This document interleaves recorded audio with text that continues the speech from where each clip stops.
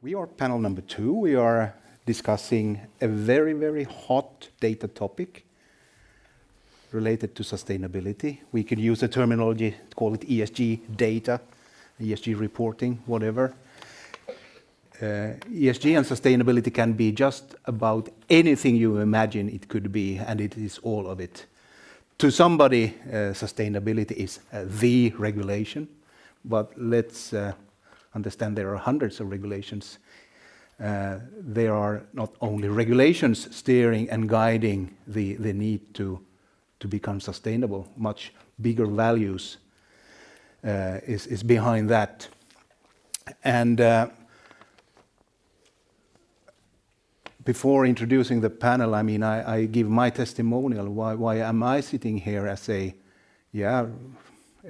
long-term data professional, but looking at the importance of the survival of the planet, I don't think only the real idiots outside of this room will say that this is not an important topic. And when I look at with the data professionals kind of tool set in my luggage, of course I realize, oh gosh, this is fundamentally a data challenge. It's not only a data challenge, there are other challenges as well, but fundamentally, this is about data, and I claim that we cannot really help our organizations perform in the sustainability area or actually get any benefits from having performed well in sustainability unless we have the data and the figures to prove it as facts. So therefore I think I claim that sustainability is the next frontier of data. It will survive even when the current AI wave has faded down to big data fame. And let's take it from there. Wasn't that a shocking opening? Let's welcome the panel. We have Jonas Ekelund from Kemira. You work in sourcing.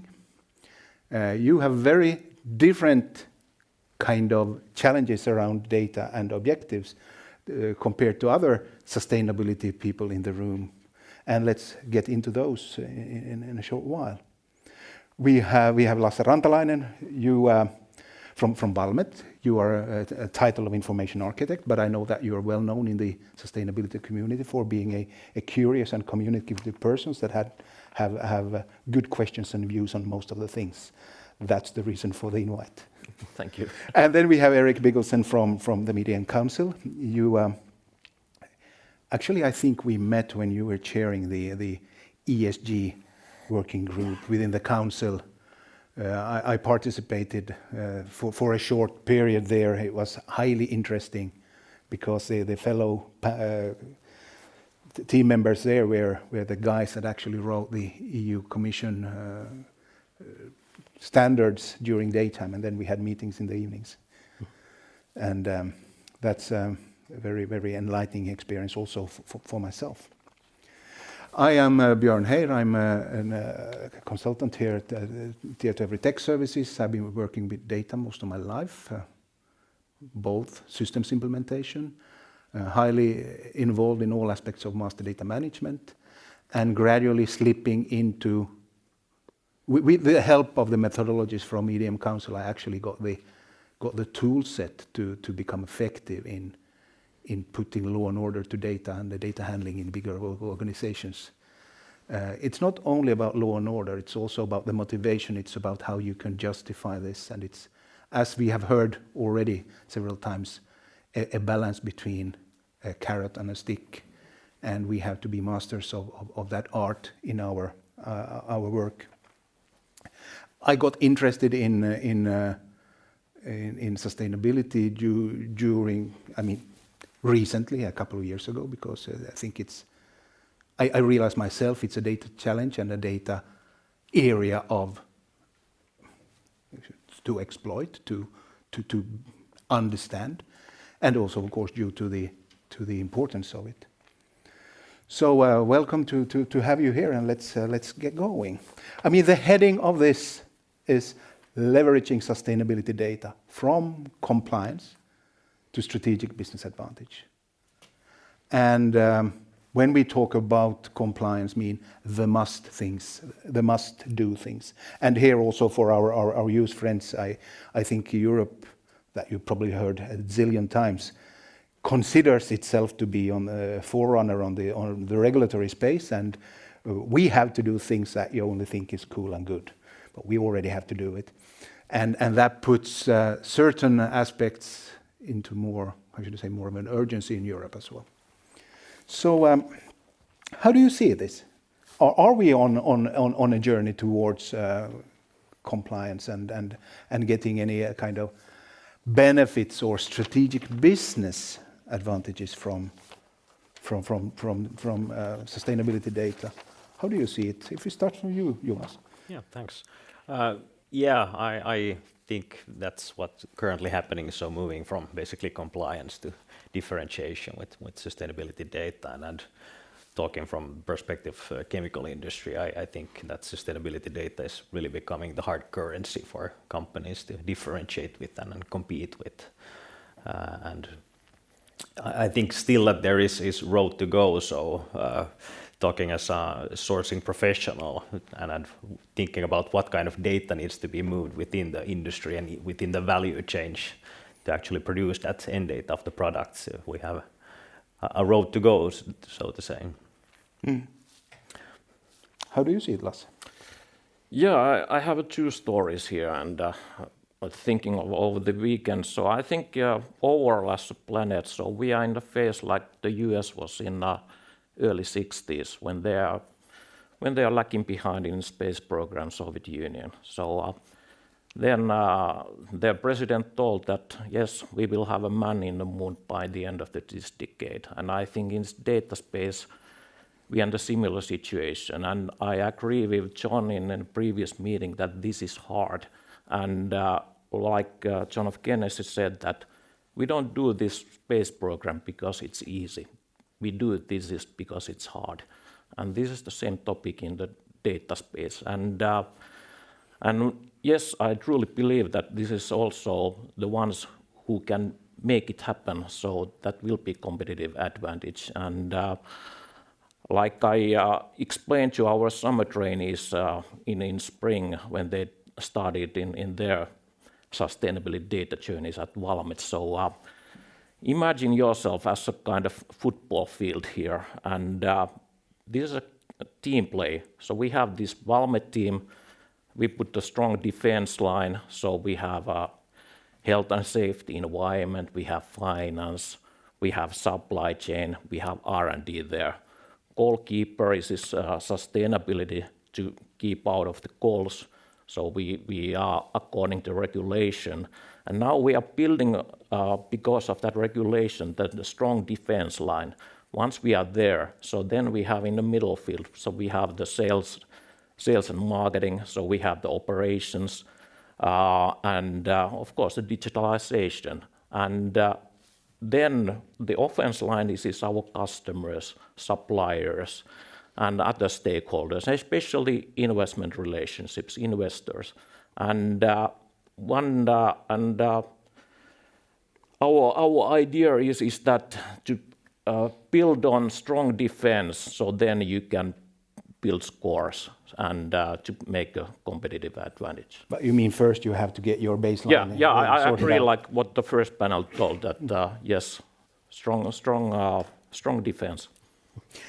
Over to you, Eric. I mean, you travel the globe now, and you meet up with different kind of actors, and as you have got invested yourself also in this sustainability topic. I mean, where are we on the curve? Are we still struggling only with to get our nose over the water and be able to file the mandatory report, or are we going further?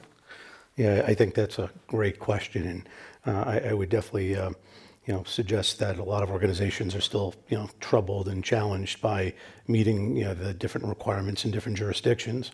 But clearly, regulation is quickly motivating organizations to do the right thing and achieve different objectives by 2050 with net zero. But I had the privilege when I was actually leading the ESG work group initiative, which was probably about 3.5 years ago when we started. And I was reminded by several of the companies that participated, including companies like GM, Medtronic, Moll, and several others, that they weren't just doing this to meet regulatory objectives. And as a matter of fact, they had indicated that their sustainability initiative started about 20 years ago with their respective companies because their leadership was more progressive. They recognized doing the right thing for both the environment, the community, for their employees. It made a lot of sense. And as a result, they felt that they could actually achieve different types of market capitalization and market valuation based upon doing these things. So you do have different schools of thought. You have some companies that are just doing it because the regulators say you have to do it, and others with leadership that are much more progressive and saying we do it because it's the right thing to do. We want to do it. We want to differentiate ourselves, our businesses. And data supports a lot of the analytics, okay, that they need to actually make those decisions and help guide their organization. When I have drawn mind maps over, what are the drivers behind these things, the regulatory obligations, and the fast pace of how they are evolving? They are not standing still. Is one of the driving buckets here. But on my chart, I have 4 of these driver buckets, and 3 others relate to the offensive position. I think we have to acknowledge also that people are serious about sustainability because it's the right thing to do. You could say it's about survival and everything less than that as well. So it's the right thing to do. It's an altruistic strive to do good for the planet and so on. And then you have, of course, the market position. You have to do it in order to be competitive. It might be an entry barrier. If you do not have science-based targets, you are not qualified to even propose, respond to an RFP. You are not in the club if you are not believing in that you have to sort these things out. And then, of course, you have the dream of better and more business. It's an opportunity to actually gain market share, to have so good products and the data to prove it that you are actually gaining in the competitive field. And then I think the one that I didn't list there on my mind map is a very important part. Nowadays an organization has to live in the time. Sustainability is what our era's big topic. You have to know and be serious about these things in order to attract people. People don't want to work in ignorant places that don't even understand their own best. So I think that is yet a bonus to this discussion. Going on, if we are claiming that there are business advantages, can we open up some examples, or how do you see it? Starting again with you, Jonas, how do you see it for your organization, Kemira? What do you see in the pipeline here for advantages? Yeah, for sure. So just to name a few examples, product level life cycle assessments, product carbon footprints, these are type of sustainability data that our customers expect to be provided, and it all builds on the whole value chain environmental impact. Then another example would be these certifiable sustainability attributes such as mass balance allocation, etc. So these all build on sustainability data that needs to be produced and managed. Now you of course give the examples from your industry, and these are things that are, I guess, actually quite difficult and complex to do. They eat a lot of data, of various data. In other industries, we have similar things. That are really setting the ground rules of how you need to operate. For instance, if you're a bank, you have to manage your ESG risk. It's the 5th risk type officially, and you have to be able to prove that it's based on the same understanding of the reality as your accounting, as your credit risk, as your market risk, and so on. So you cannot just, see this as a loosely coupled thing with sustainability and sustainability data. It links into all the other data types and assets and categories you have in your enterprise. And then I think it's fair perhaps to say that sustainability data is the newcomer. It's the new kid on the block. As a domain, it has not really been present. It's not owned. It's not modeled. It's not supported in any of the superb systems we have in our solution stack already. It starts to get, but it's not automatically there. Any from you, Lasse? What are your dreams about? How should I say, business advantage based on having reasonably good sustainability data? Yeah, I think so. Like said, so I would say that our march. So we have started our first steps. So this is more kind of million-step march, and we started the first ones. And like we discussed about these quick wins. So when you are learning to do things a new way, so you just need to learn the way to make it a habit. And these first steps is something to make the employees something that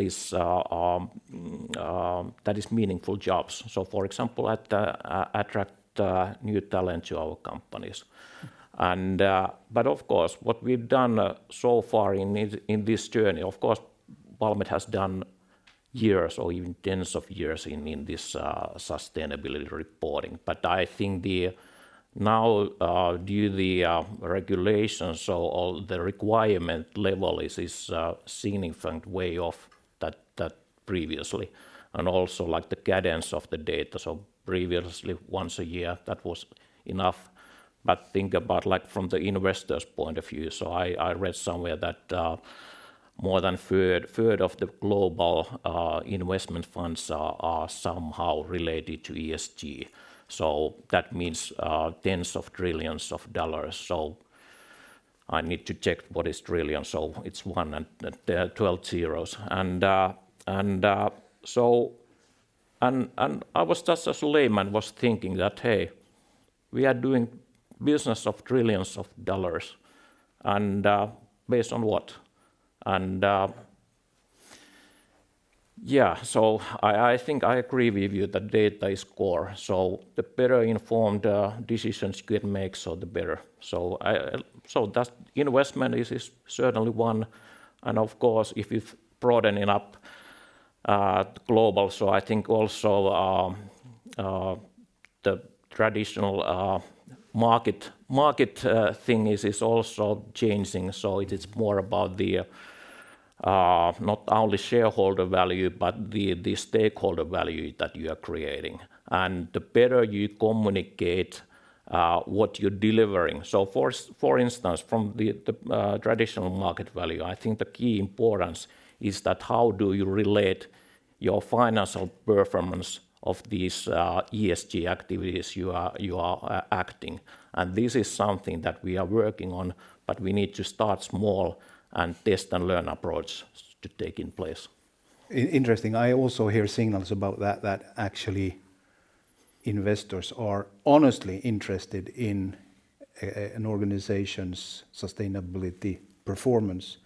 And also then that is worth nothing if you have not the story to tell, I mean, and the data to underpin it. And creating that and having solidity in that is, of course, a strategic kind of objective that falls into the data space that the data professionals has to deliver on. We might not be the ones that sets the sustainability agenda and start exchanging raw materials and building more efficient steam engines in the production line. But we are probably the ones that have to capture the data, proving that it's actually a change for good. And also when you mentioned the stakeholders, I mean, all the organizations where I have worked with ESG data, it has occurred that the performance on key performance indicators related to sustainability are actually covenants on their financing instruments. If they screw these things up, their loans are not in a good shape. And this again is just I have sometimes also received criticism because I say this sustainability comes from having been a brand management and image thing to become first then operations and supply chain. Now it's a boardroom thing, and now it's an investor thing. And that is also true. It's one part of the sustainability data journey. May I comment? So one simple example. So I think this it used to be a regulation, but it's also the external stakeholders are extremely important. But start with the internal stakeholders. So, for instance, energy consumption. That is something that you need to report the carbon emissions of your energy consumptions.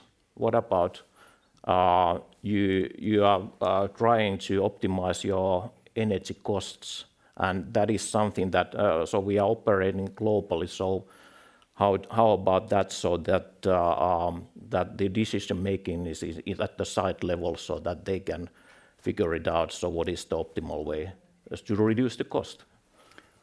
Yeah, a typical business advantage. Yeah. I mean, you could have done it before, but you didn't have the focus and the urge to measure and be clear about the figures until you actually had to report them for sustainability purposes.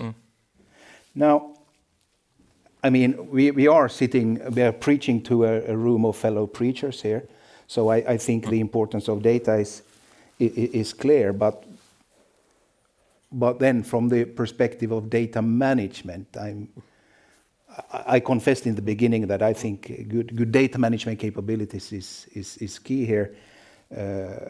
How open up your job situation, Jonas? I mean, what you work with. I mean, what benefits would you see from how should I say professional grade data management in your situation? Yeah, sure. Maybe first by starting to clarify a little bit the task at hand, so the relevance and the size. So again, like coming from the chemical industry, if you look at a typical average chemical company, 77% of its emissions come from scope 3, which then also includes as a majority typically the purchased goods and services. So we're talking about product level environmental impacts. Basically, biggest part is coming from the value chain, so it's very relevant. Then, if I look at Kemira and our supply chain as just an example to demonstrate what we're working with, we have 1,600 suppliers globally in direct materials, and then with indirect suppliers we have around 12,000 suppliers. So it's not an atypical number, but just to demonstrate the size of the work at hand. So then how to collect data from and you expect them to give you some data? Exactly. Are they?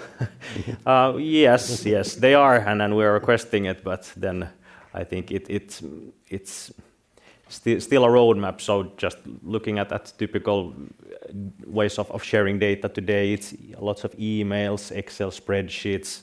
I think the vision should be like as with financial accounting, that you don't do bookkeeping in Excel either. So this is a long way ahead of us, and I need to keep in mind as well that when companies want to differentiate and go beyond compliance, then not all the companies will be on the same capability level from day one. So that's also important to remember. So there's work to do. You mean that there is a chance actually to be one of those who knows and who can do it? Exactly. And not be on those who didn't make it? Exactly. So here's a huge opportunity to turn that around and then be the front runner with this, so that there's a lot of value to be captured there. Any comments from you, Eric? So one of the things that we addressed in the ESG work group was, ESG data is very much a supply chain problem. From the suppliers of raw goods, materials, and whatnot, to the actual corporations that are actually making the widgets and products. There's no standardization. So at best, companies need to curate lots and lots of data. It's not standardized. It's not consistent. And many companies just aren't prepared because they don't have appropriate, best practice data management processes in place or programs in place to actually manage all that data. So it's sort of an education, it's an awareness process. It's also some attempts to actually try to, in fact, standardize the data that you get from, a very disparate supply chain that's global and operating in multiple jurisdictions. And how do you take that morass of information and make sense of it, and how do you use it to sort of drive value? Because in the end, what you want to do is you want to make informed, intelligent decisions with high quality data that you trust, have confidence in, you can rely upon. Because let's face it, some companies are highly challenged, whether you're a chemical company or whether you're a oil and gas company. There are definitely billion-dollar, trillion-dollar transition decisions that have to be made. If you're Exxon or Shell Oil, they're probably going to be remaking themselves to look very different over the next X number of years, whether they get involved with renewable energy, alternative energy, battery, or whatever the case might be. And those are significant decisions, and you need high-quality data to make those decisions to drive business value. Really agree. If I could add one example as well, so just a recent cross-industry study made by Science Based Targets Initiative found out that 85% of the respondents saw data access as one of the biggest obstacles to setting climate targets as well. So it's feeding into several different avenues as well. Can we have, I didn't prepare you for this question, but what is your wish list? Now you're talking to the data guys and the senior officials of a global council that actually can influence these things. What would you like the world to do? How can we respond to this? Because let's face it, it is a mess. Yeah, well, I'm at the right place now, so I have a good audience here. Well, I think some of the end goals should be that it needs to be scalable. We need to be able to automate things, but that really goes to the fundamentals. So talking about like standardized data, standardized data formats, how the data is being communicated between companies. That's then the gateway to being able to standardize the protocols that companies exchange this data with, and only then you can take it to the next level and scale up. So I think these are the foundations that need to be built. Lasse?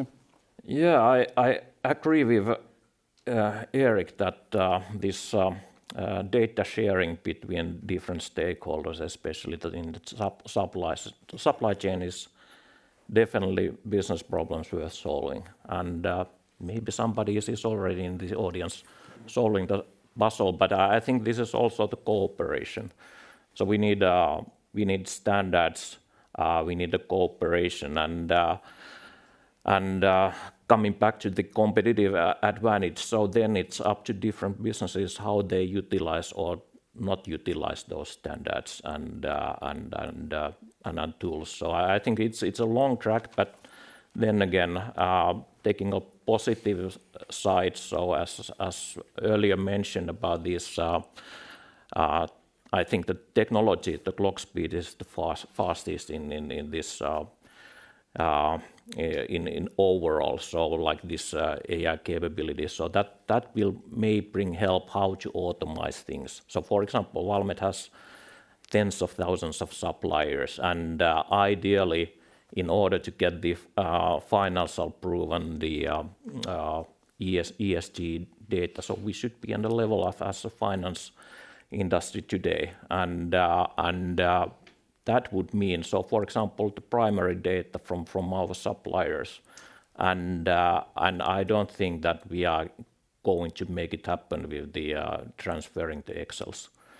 And there we need definitely solutions, and working together. So, for example, it may be that there will be many standards. There may be that there will be even the value chain specific chains, but still standards are needed.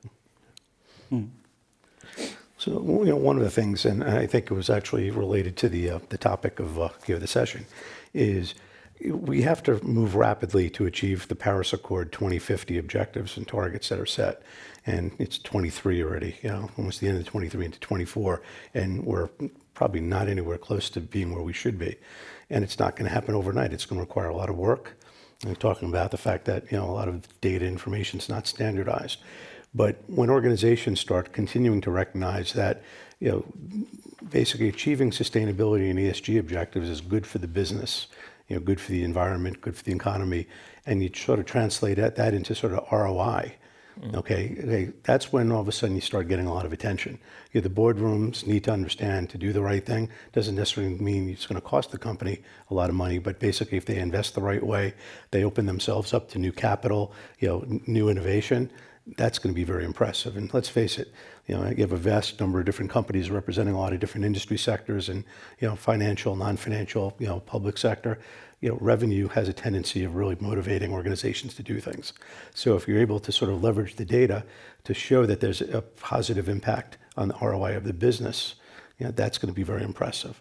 I'll talk a little bit later about one of the things that the council is doing regarding ROI, but I just want to leave that thought with everybody, because it's not just harnessing the data to actually just get your jobs done, but how do you tell that story? And the story is very positive. It's offensive. It's good for the business. It's good for the environment. Good for society. Thank you. I think we need to wrap up. My final notes on this on my behalf is, we have established now the importance of sustainability as a generic theme. We have kind of recognized that data is key to it. Then if we understand that the regulations are changing very rapidly, data is getting granular. It's actually literally exploding in our hands. It needs to be reasonably assured. It needs to be correct, and we have to have ability to prove it. It comes from not internal sources, it comes from wild external sources in thousands.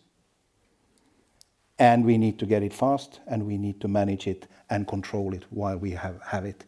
Doesn't that sound like a traditional data management exercise? It is.